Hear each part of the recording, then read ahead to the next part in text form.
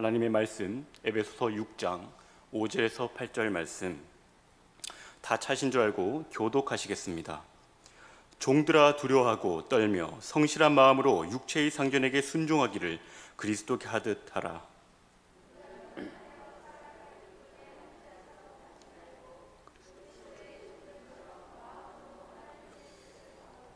기쁜 마음으로 섬기기를 주께 하듯 하고 사람들에게 하듯 하지 말라. 함께 읽겠습니다. 이는 각 사람이 무슨 선을 행하든지 종이나 자유인이나 주께로부터 그대로 받을 줄을 알미라. 아멘. 할렐루야. 사회적 거리두기를 국가 정책으로 시작한 지 꽤 많은 시간이 지났습니다. 그동안 몇몇 교회 세력들은 국가 정책에 반발하며 국가와 교회의 두 세력으로 양극화를 가중시켜 왔습니다만 대부분의 교회들은 국가 방역 지침을 준수하여 잘 따라왔고 극심한 손해를 감수하면서까지 대한민국의 국민으로서의 의무를 다해왔습니다. 솔직히 불만은 많습니다. 저도 불만이 많아요. 왜 유독 교회만 못살게 굴까라는 생각도 들긴 합니다. 대형 백화점이나 마트는 삶의 필수적인 요소 때문에, 필요 때문에 한 건물에 20명만 다니도록 한다거나 하지는 않지만 교회는 작은 교회나 큰 교회나 상관없이 20명만 대면 예배가 가능하다라는 것은 예배가 삶의 필수 요소라고 생각하는 그리스도인으로서 아무리 생각해도 논리적으로 모순이 큰 것 같습니다. 이런 상황 가운데 국민들의 인식이나 여론은 굉장히 교회를 좋지 않게 바라보고 교회 가는 것이 마치 방역에 아주 큰 피해를 주는 것 마냥 호도하고 있죠. 국가와 교회 또한 이런 분위기 가운데 형성된 이 사회와 그 속에서 이론으로 살아가고 있는 저와 여러분, 그리스도인의 관계는 과연 어떠해야 되는 것일까요? 성경은 이것에 대해서 어떻게 답하고 있을까요? 여러분, 궁금하지 않으십니까? 저는 목사로서 이런 문제 앞에 과연 성경적인 태도가 무엇일까 늘 고민해 왔습니다. 그런데 이미 종교개혁자들 그리고 신학자들은 국가와 교회의 관계에 대해서 이미 성경적인 해답을 제시해왔고 또한 신기하게도 굉장히 일관적인 답변을 하고 있다는 것에 저는 굉장히 놀랐습니다. 여러분, 이 전체 프레임 가운데 교회의 역할은 무엇이고 그리고 국가의 역할은 과연 무엇일까요? 무엇인 것 같으세요? 국가는 교회의 뜻을 따라야 하고 교회는 하나님의 방법대로 정치하도록 지시하는 그런 관계일까요? 마치 중세시대 때 어느 시대처럼. 아니면 교회는 국가에 순종하며 국가에게 보호를 받아야 하는 그런 관계일까요? 우리는 이 두 기관의 역할을 하나님의 시각에서 바라볼 필요가 있습니다. 종교개혁자들 존 칼빈이나 마틴 부서 같은 사람들은 이 두 기관을 하나님께서 하나님 나라를 건설하시며 하나님의 뜻을 이루기 위해 세우신 그러한 두 기관이라고 이야기합니다. 하나님의 뜻을 이루는 두 기관으로서 교회와 국가가 존재하는 것이죠. 교회는 죄 아래 있는 영혼들을 불러내는 그러한 적극적인 임무를 부여받았습니다. 그에 반해서 국가는 죄를 억제하고 벌하는 소극적이고 부정적인 임무를 부여받았어요. 교회의 임무는 조금 이해가 되는데 국가의 임무가 조금 이해되지 않고 좀 와닿지는 않으시죠? 종교개혁자 마틴 부서는 이렇게 이야기합니다. 지상 정부의 직분은 외적인 일들을 위해 선한 질서와 평화가 유지되도록 하여 경건한 자들을 보호하고 처벌을 통해 불경건한 자들이 경건한 자들을 핍박하지 못하도록 하는 것이다. 그러므로 정부의 섬김이 온 교회 위에 세워진 것은 공공의 평화와 권위를 유지함으로써 교회의 안녕을 증진하기 위한 것이다 라고 이야기합니다. 굉장히 기독교 중심적으로 해석하긴 하였습니다. 그러나 공통적인 견해는 지상 정부는 그리스도인들을 국민으로서 보호할 책임이 있으며 그리스도인들도 국민이기 때문에 우리를 보호할 책임이 있으며 선한 질서와 평화를 위해 죄를 억제할 그러한 기능적인 역할들을 반드시 수행해야 한다는 것입니다. 이런 역할들을 수행하지 못한다면 국가는 제 기능을 하지 못한다는 것이죠. 저는 지금 하나님의 뜻을 이루는 두 기관으로서 교회와 국가의 임무에 대해서 이야기하고 있습니다. 그런데 저는 한 가지를 전제해야 할 필요를 느낍니다. 그것이 무엇이냐면 우리가 지금 살고 있는 이 세상의 지상 정부는 성경적인 세계관을 따르는, 그리고 반드시 따라야만 하는 그러한 의무를 가지고 있지는 않다라는 것입니다.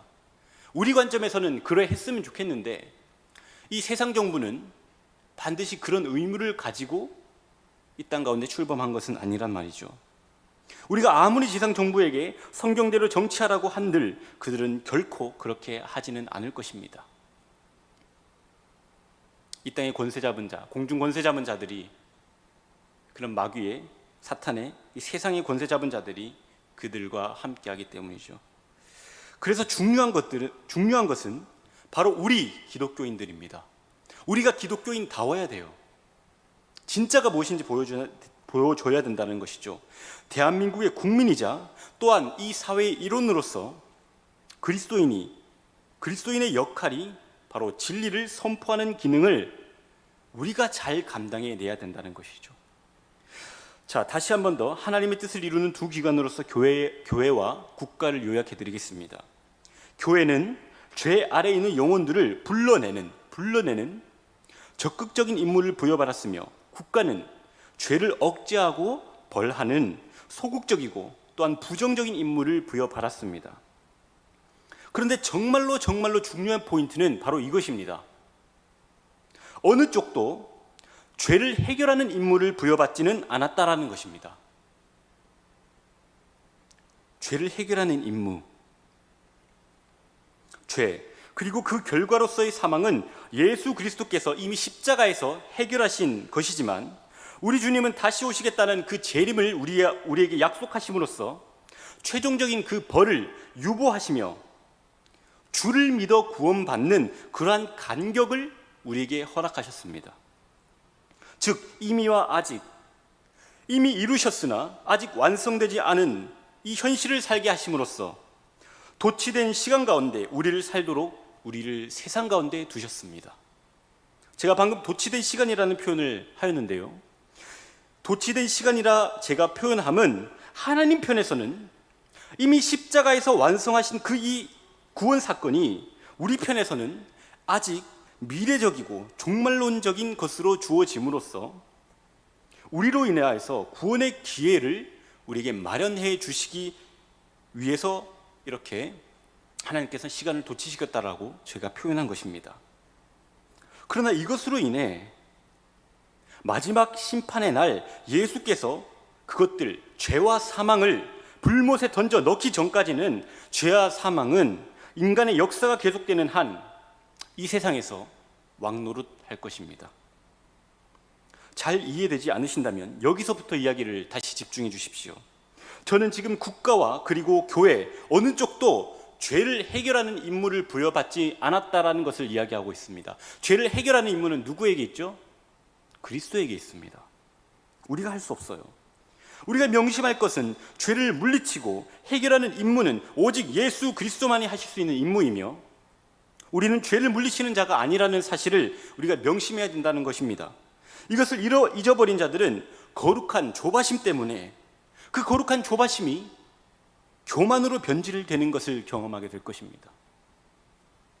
죄 아래에 있는 영혼들을 불러내는 기관인 교회와 또한 죄를 억제하고 처벌하는 국가가 서로 손을 잡으면 이 땅에 죄가 없는 유토피아를 만들 수 있지 않을까라는 헛된 생각을 하게 된다는 것입니다. 이것은 교만입니다. 여러분, 이 땅에 기독교 정부가 들어선다면 죄가 좀 사라지고 더 나은 세상이 될 수 있을까요? 그럴 수 있을까요?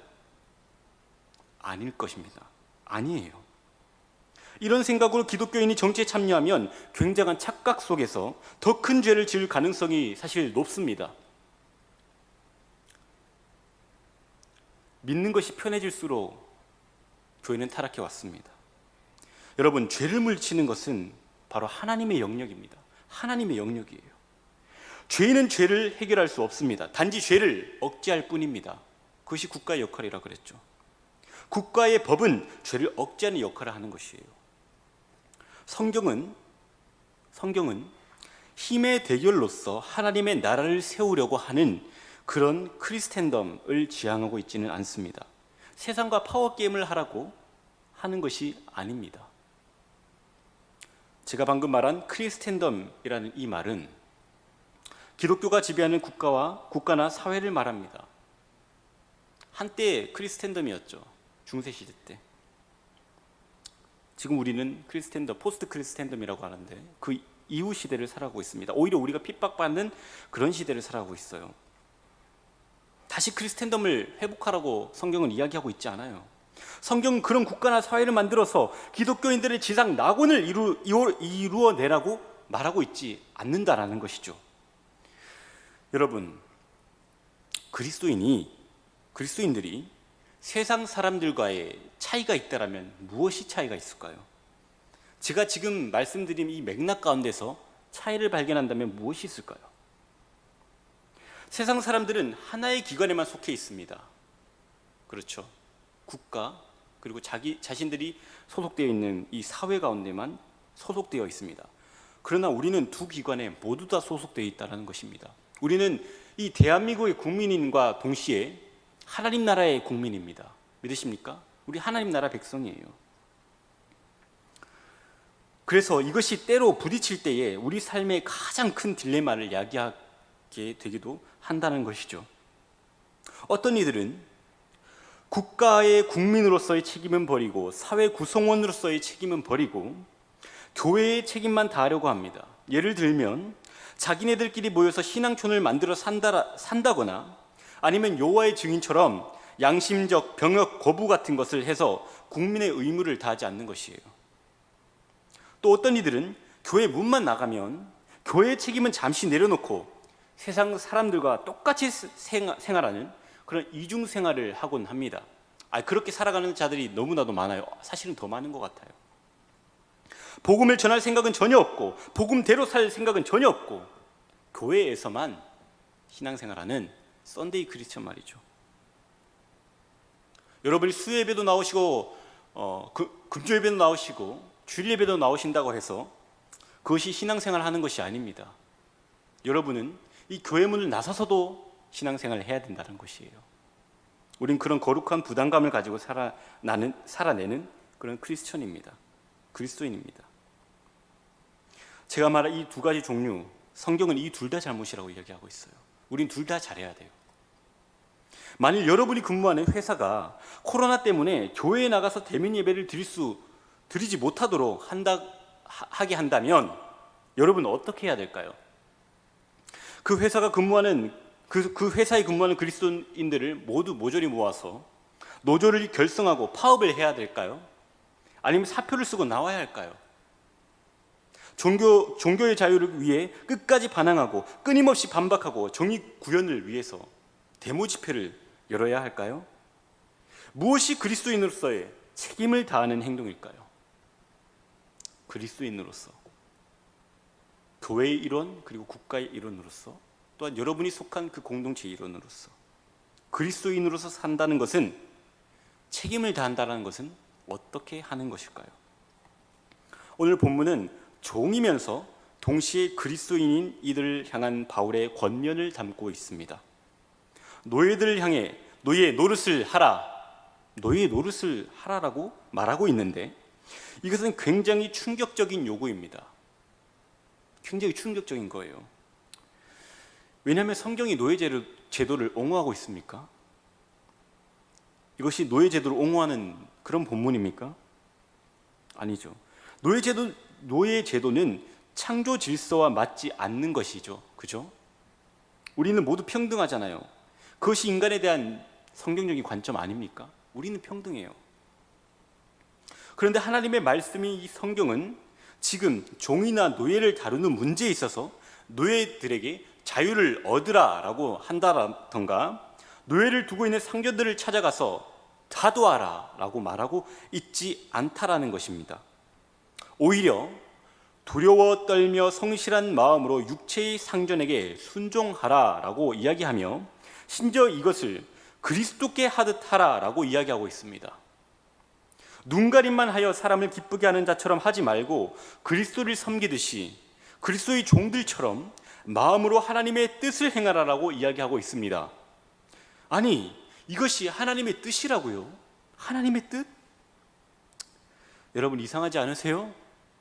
하나님께서 노예제도를 지금 옹호하고 계신 건가요? 반대로 불합리한 요구에 맞서야 하는 것 아닌가요? 그렇게 해야 되는 것이 아닌가요, 노예들은? 하나님 뜻은 이것이 아닙니다 라면서 상전에게 맞서야 되는 거 아니에요? 그런데 성경은 기쁜 마음으로 섬기기를 주께 하듯 하고 사람에게 하듯 하지 말라라고 이야기합니다. 종이 주님을 대하듯 하여 더 잘 섬기는 것이 우리 주님을 기쁘시게 하는 것이다 라는 말씀으로 순종의 범위를 세상 상전들에게까지 확장시키고 있는 것입니다. 여러분, 제가 우리 한국 교회사 초기에 나오는 이야기 하나 들려드리겠습니다.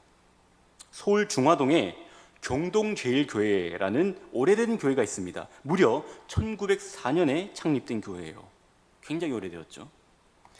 이 교회 초기에 영수라는 직책이 있었어요. 영수. 이 영수라는 직책은 한국 초대교회의 직분으로, 그 직책은 교회의 모든 일을 관리하는 봉사직인데, 당시 영수는 교회 종치기, 청소, 행정은 물론 설교자가 없을 때는 설교도 했다라고 해요. 이 교회에 영수라는 직책을 감당하던 엄귀현이라는 분이 계셨습니다. 엄귀현, 이름 기억하시고 나중에 혹시 생각나시면 찾아보십시오. 이분의 직업은 마부였어요. 마부가 뭐 하는 직업입니까? 말을 관리하는 직업이잖아요. 그죠? 당시 왕손이었던 이재형 나리라고 당시는 썼는데, 이재형 나리가 충주 선산에 갈 때 엄귀현 이 영수님께서 견마자비로 나섰다라고 해요. 마부였기 때문에. 이 이재형 나리는 우리가 알고 있는 고종 아시죠? 고종 들어보셨죠?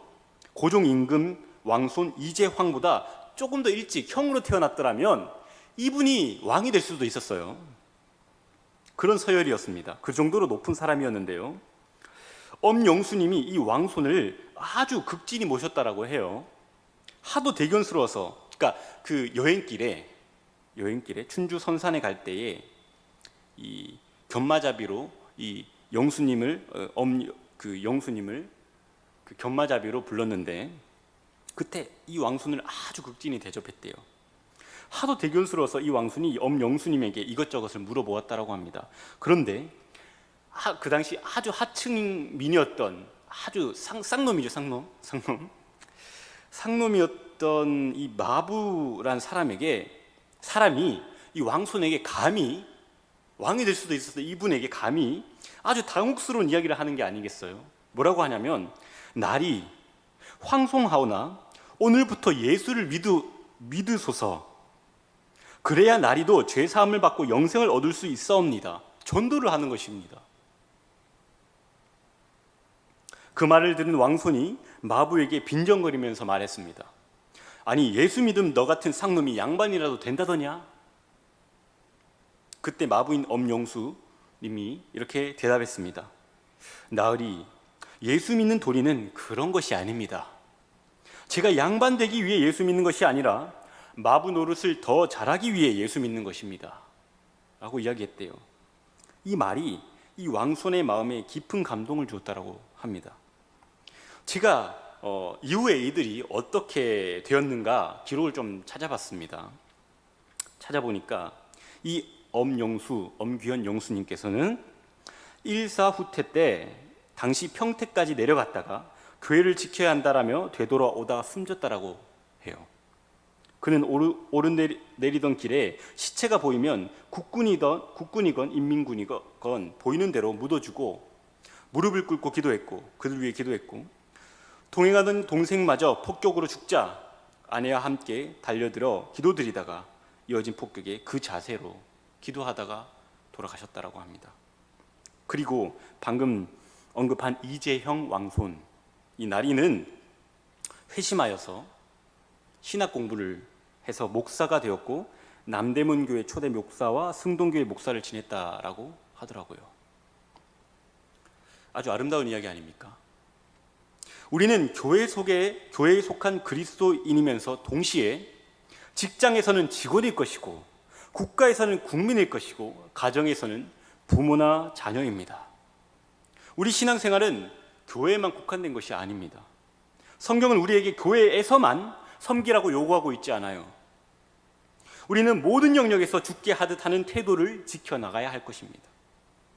직장에서 여러분 싸우지 마십시오. 핍박하는 그들을 위해 기도하고 죽게 하듯 하십시오. 가정에서 누구보다 최선을 다하십시오. 교회를 잘 섬긴다는 핑계로 가정을 내팽겨치고 봉사에 뛰어드시면 안 됩니다. 국가가 시행하는 정책, 방역 지침을 그 누구보다 비록 불평이나 불만이 있을지언정 누구보다 잘 따르십시오. 네, 불만스러울지 몰라도 주님이 명령하신 것처럼, 이해되지 않더라도 주님이 명령하신 것처럼 더욱더 모범적으로 따르시기 바랍니다. 주를 부인하는 문제가 아닌 한 우리는 국민의 한 사람으로서, 사회인으로서, 그리고 시민으로서 여러분의 삶에서 하나님께서 허락하신 체제, 곧 국가나 사회에서의 모든 일상적인 그런 습관에 순응하고 따라야 합니다. 주님을 부인하는 문제가 아닌 한 우리는 싸워서는 안 된다는 것입니다. 영국의 청교도 지도자이자 신학자인 리처드 백스터는 그의 책 요리문답에서 그의 요리문답 109문에 보면 만약 위정자가 금한다면 주일에 교회 모임을 멈출 수 있습니까? 라는 오늘의 우리 상황 같은 이 문제의 질문에 대해서 특수한 상황에서 위정자가 더 큰 유익을 위해 교회 모임을 금한다면 그에 따르는 것이 우리의 의무라고까지 말합니다. 그런데 더 중요한 것이 있어요. 그렇게 하는 이유는 더 많은 모임을 얻기 위해서라고 이야기합니다. 우리가 더 잘 예배드리고 더 잘 모일 수 있기 위해서입니다. 하나님의 뜻을 이루는 두 기관, 교회와 국가, 그 두 기관 모두에 소속된 우리 그리스도인들은 두 기관에 속한 자로서의 책임을 모두 져야 합니다. 물론 그 책임 가운데 국민으로서 국가 권력의 태도에 대한 비판 얼마든지 가능해요. 국민이기 때문에. 국가도 종교 행위의 제한을 걸 때는 극히 신중해야 합니다. 신중해야 돼요. 그리고 권력 행사 과정에서 국민의 마음을 다치지 않게 하는 것도 정치의 덕목이기 때문에 국민들의 마음을 아프게 해서는 안 됩니다. 우리도 국민입니다. 그러나 우리가 국가의 태도를 보는 것처럼 세상 사람들도 마찬가지로 우리의 태도에 예의주시하고 있습니다. 무엇이 우리가 더욱더 잘 모일 수 있는 방법일까요? 무엇이 복음을 위한 방법일까요? 성경은 언제나 국가 간의 체제나 관습 자체는 완벽하지 않다라는 것을 전제하고 있다는 것을 여러분 기억하셔야만 합니다. 어떤 국가의 체제이든 지상 낙원을 만드는 그런 방법은 없습니다. 누가 지도자가 되면 나라가 잘 되고 잘 살며 누가 되면 안 된다라는 그런 것도 없습니다. 우리는 지상 낙원을 만들려고 하는 것이 아니라 영원한 나라를 소망하는 그런 자들이며 이 세상의 이 생애를 나그네로 살아가고 있는 사람이기 때문입니다. 저는 지금 한쪽을 옹호하려는 그런 말을 하고 있는 것이 아닙니다. 둘 다 잘해야 된다는 거예요. 양쪽 모두에 속한 자로서 더 깊게는 내가 속한 모든 관계에 있어서 주를 대하듯 그리스도인으로 살라라는 말을 하고 있는 것입니다. 어떤 예배가 더 옳다라는 이야기를 하고 있는 것이 아니에요. 저는 지금 둘 다 잘해야 된다는 이야기를 하고 있는 것입니다. 교회에서만 잘하는 것이 신앙생활이 아니라는 거예요. 우리 오늘 본문 7절 말씀 함께 스스로의 결단으로 함께 선포합시다. 저를 따라 하십시오. 기쁜 마음으로 섬기기를 주께 하듯 하고 사람들에게 하듯 하지 말자. 한 번 더 선포합시다. 기쁜 마음으로 섬기기를 주께 하듯 하고 사람들에게 하듯 하지 말자. 이것이 바로 두 기관에 속한 우리가 주의 영광을 위해 행할 의무입니다. 오늘 본문은 노예들에게 노예 노릇을 하라라는 충격적인 요구를 하고 있습니다. 우리가 사는 이곳은 완전한 하나님 나라가 아닙니다. 그래서 우리는 사회적 문제에 대한 책임을 무조건 신앙적이고 초월적인 것으로 해석해서는 안 됩니다. 사회적인 문제를 여러분 영적 전투의 개념으로 끌고 들어가지 마십시오. 그렇게 이야기하는 것이 신앙이 아니에요. 성경적인 것이 아니에요. 우리의 영적 전투는, 명심하십시오. 우리의 영적 전투는 어디에 있냐면 내부에 있는 것입니다. 외부에 있지 않습니다. 우리 내부에 있습니다. 내 안에서 육신의 법과 성령의 법이 싸우는 것, 그것이 바로 영적 전투입니다. 두 가지 법이 서로 두 가지 기관의 그 책임을 다하려고 하다가 부딪힐 때에 무엇을 따라야 될까 기도하는 것이 바로 성령의 법을 따르는 것이에요. 어떻게 해야 될까? 지혜를 구하는 것이 성령의 법을 따르는 것이란 거예요. 우리는 천국이 아닌 이곳 저주받은 땅 속에서, 땅 가운데서 살아가고 있습니다. 영원한 소망을 바라보고 지금이라는 이 시간을 걸어가야 합니다. 우리가 걸어가고 있는 이곳은 세상 나라이고 권세자들에 의해서 다스려지고 있습니다. 하나님께서는 우리를 세상 가운데 싸우라고 부르시지 않으셨습니다. 이 세상의 나쁜 사람들 다 없애버리고 좋은 나라를 만들라고 우리를 부르신 것이 아닙니다. 우리는 죄 아래 신음하는 자들을 위해 부름받았습니다. 믿으십니까? 죄 아래 신음하는 자들을 위해 부름받았다는 것이에요. 그들을 하나님께 이끌라고 부름받았다는 거예요. 국가에 대해서 이렇게 해라 저렇게 하라 라고 부름받지 않았습니다. 우리가 교회로서 해야 할 일이 있다면 건강한 신자를 만들어서 시민 생활을 할 때에 하나님의 하나님 되심과 인간을 어떻게 만드셨는가에 대해서 알고 있는 자로서 책임을 다하도록 가르치는 것입니다. 그것이 바로 교회가 정치에 대해서 간섭하는 유일한 방법이어야 합니다. 그래서 교육이 중요합니다. 교회 교육이 중요합니다.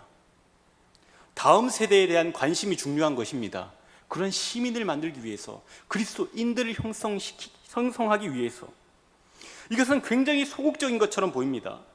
하지만 사실 이것이야말로 가장 적극적이고 옳은 방법입니다. 예수님께서 그렇게 사셨어요. 예수님께서 그렇게 사셨다고요. 예수님께서도 세상을 뒤엎기 위해 군중을 선동하시지 않으셨습니다. 자칫 선동자가 될 법할 때마다 그 자리를 피하셨어요. 그리고 하나님께 기도하셨습니다.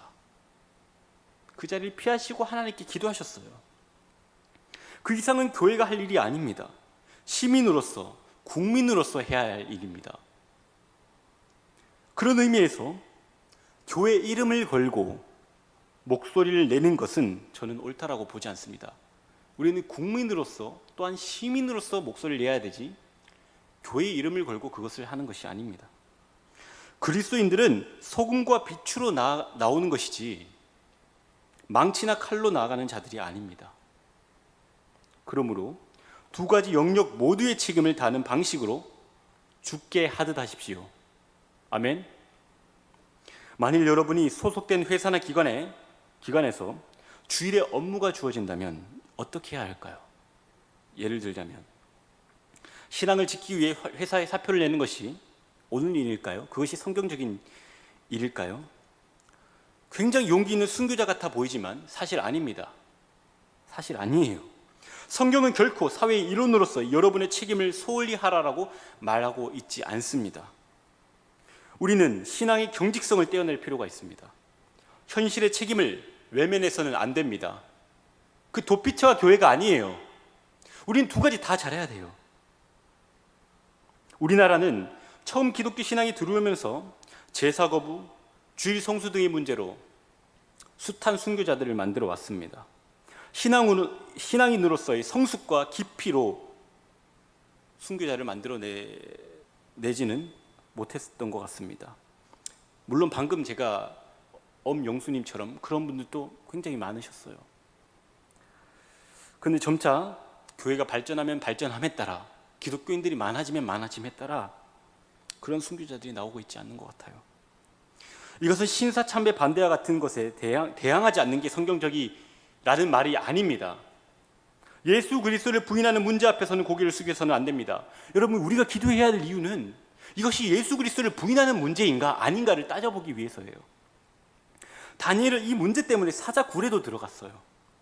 이것은 분명히 거부해야 하는 문제입니다. 주를 부인하는 문제인가 아닌가. 그런데 그것이 아닌 경우에 있어서는 하나님의 뜻은 거기서도 죽게 하듯 하라라는 것이란 거죠.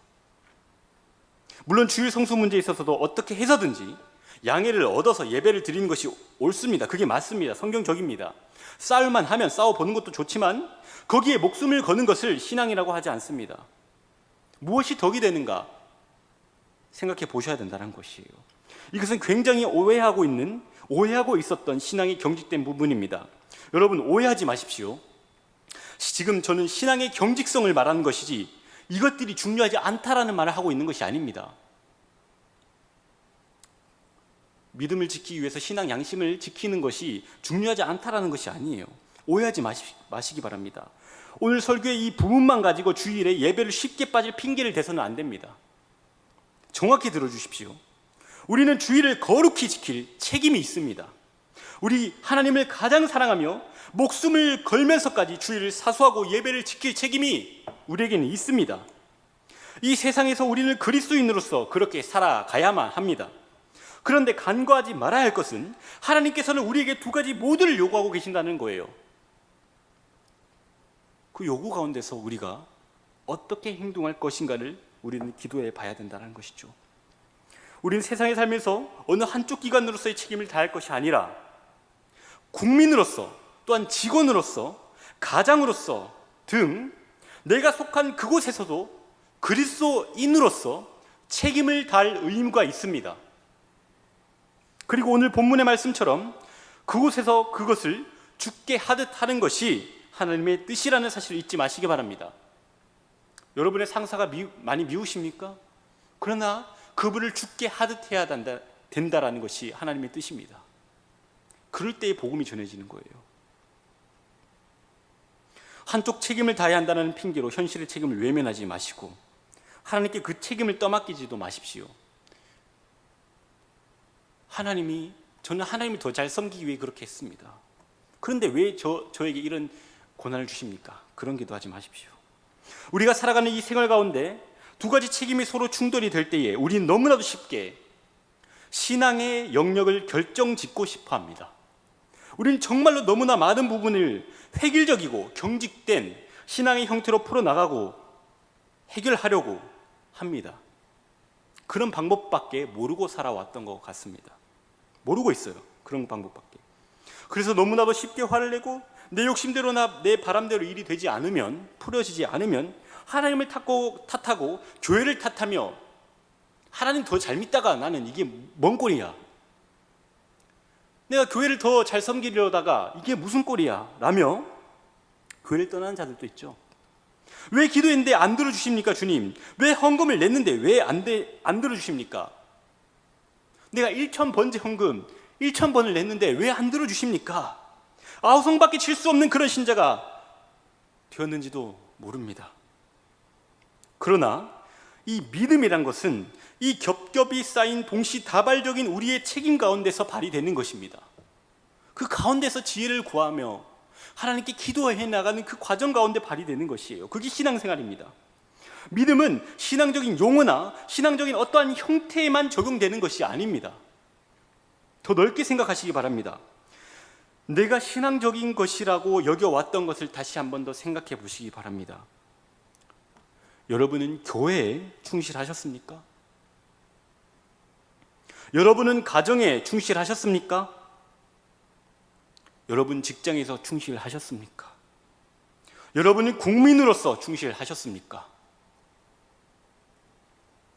핑계만 대진 않으셨습니까?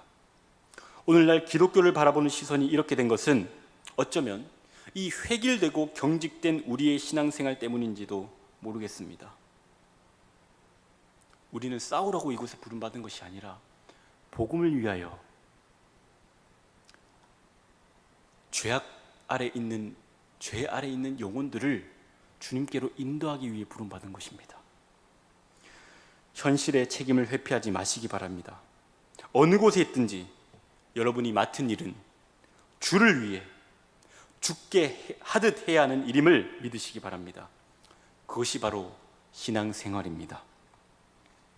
아무쪼록 수많은 책임이 충돌되는 이 사회 가운데, 이 세상 속에서 기도 가운데 지혜를 구하시고 맡고 계시는 그 책임들을 사람들에게 하듯 하지 마시고 기쁜 마음으로 죽게 하듯 섬기시는 성숙한 신앙인이 되시기를 간절히 축원합니다. 기도하겠습니다. 하나님 아버지, 점차 다양한 가치들이 난무하는 가운데 무엇이 주를 기쁘시게 하는 일일지 판단하기가 참으로 어려운 시대를 살아가고 있습니다. 주를 부인하는 것이 아니라면 모든 일을 주께 하듯 하라는 오늘의 말씀에 우리가 순종하기 원합니다. 저희 신앙은 교회에서만 인정받는 신앙으로만 너무 경직된 신앙생활을 했던 것 같습니다.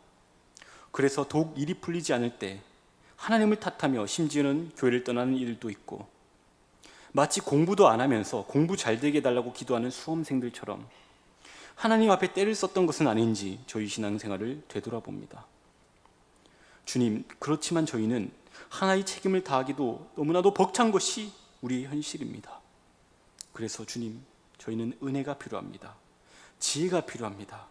지혜롭게 이 모든 겹겹이 쌓여진 주님이 보내신 이 세상의 영역 가운데 있어서도 그리스도인으로서 그리스도인답게 최선을 다해 책임을 다할 수 있도록 주여 인도해 주옵소서. 이 세상의 영역에서도 죽게 하듯 정직하게 그리고 거룩하게 그 일들을 해낼 수 있는 능력을 주여 허락해 주옵소서. 저희 신앙이 성숙해지기를 소망합니다. 종교 생활이 아닌 신앙 생활하는 우리 구월동교회 성도님들 다 될 수 있도록 주님 도와주옵소서. 그리하여 그리스도인들의 삶을 통하여 세상이 칭송하는 교회 되게 하옵소서. 하나님을 찬미하며 또 온 백성에게 칭송을 받으니 주께서 구원받는 사람을 날마다 더하게 하시니라. 아멘. 주여, 이 사도행전이 증거하는 이런 교회 되게 하소서. 이런 성도 되게 하소서. 감사드리오며 우리 구주 예수 그리스도 이름으로 기도드립니다.